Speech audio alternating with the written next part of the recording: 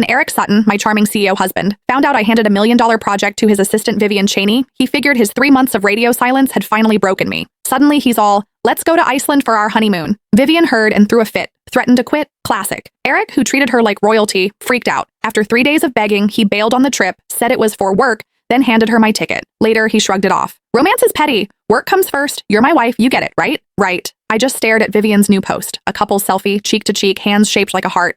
I didn't say a word, just nodded. Eric thought I was finally playing the role. Calm, supportive, mature. Promised an even better honeymoon when he got back. Too bad I'd already quit. Too bad he'd already signed the divorce papers. We were done. On day 2 of Eric and Vivian's little honeymoon, I wrapped up my handovers and hit HR to make my resignation official. Not even 10 minutes later, ding, approved. By Eric, of course. Guess Mr. Sutton couldn't wait to drop her. At least she knew when to back off. Yeah, sticking around would have just made it messy. Wonder what she's gonna do now. Why do we care? We're out here scraping by on scraps. She's his wife. She could quit and nap for a year, still be loaded. As I packed my stuff, they stared, barely hiding the smug looks. Nothing new. Everyone knew Vivian and I weren't exactly besties. And Eric, my loving husband, always took her side, sometimes straight up embarrassed me in front of everyone just to keep her happy. So yeah, the office turned on me fast, all desperate to suck up to her. I let out a dry laugh. Sorry to disappoint, I'm not quitting out of heartbreak. I'm leveling up, just got hired at double the pay, killer benefits, didn't even glance at their bitter faces, grabbed my stuff and walked out. Then, of course, Eric called the second I hit the sidewalk.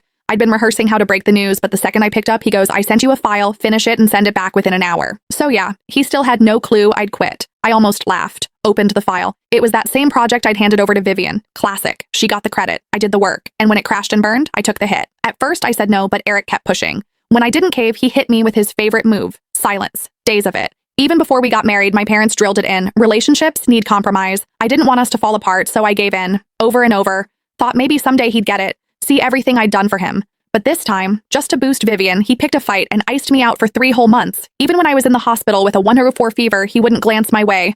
All he cared about was ripping that $1 million project I spent a month landing right out of my hands. That's when I finally checked out for real.